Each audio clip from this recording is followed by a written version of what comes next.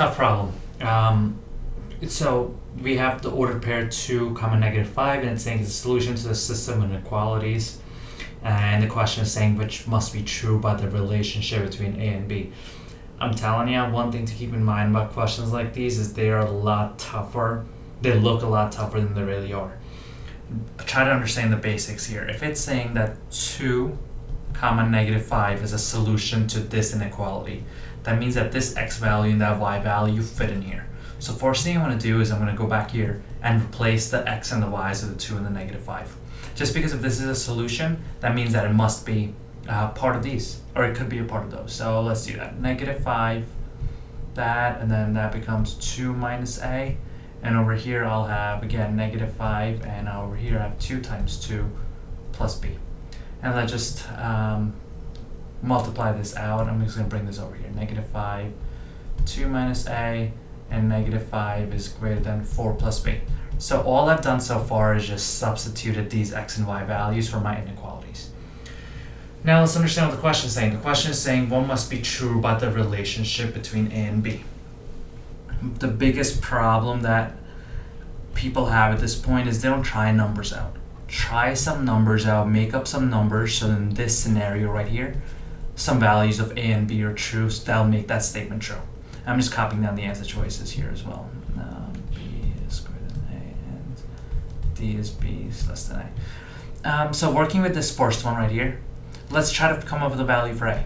We know that -5 is greater, so if A was negative, right? If A was negative, this will become 2 minus negative whatever number we put it.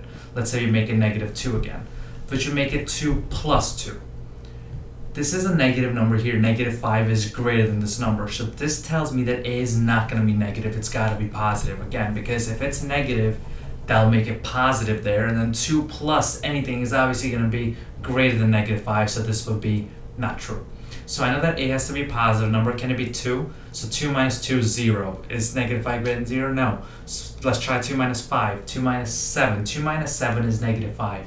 -5 is not greater than -5, so that wouldn't work. So I know that a possible number that could work here is 8.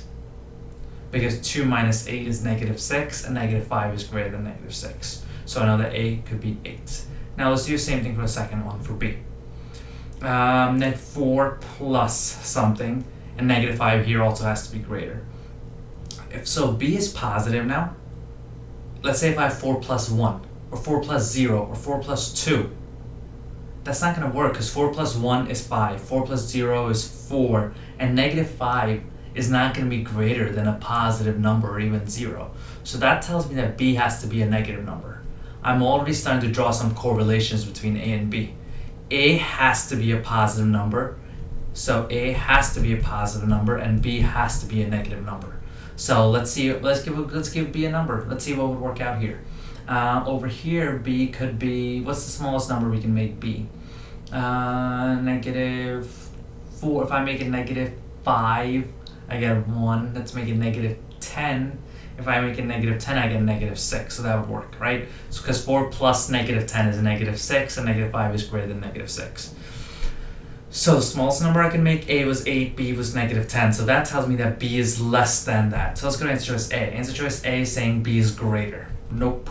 Answer choice C is saying A is greater, which it is, but it's saying that B and A can equal each other.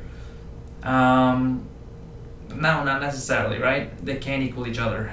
B is saying A is less than B. No, B has to be that. And look at answer choice D. Answer choice D is saying that A is, no matter what happens, A is always going to be greater than B.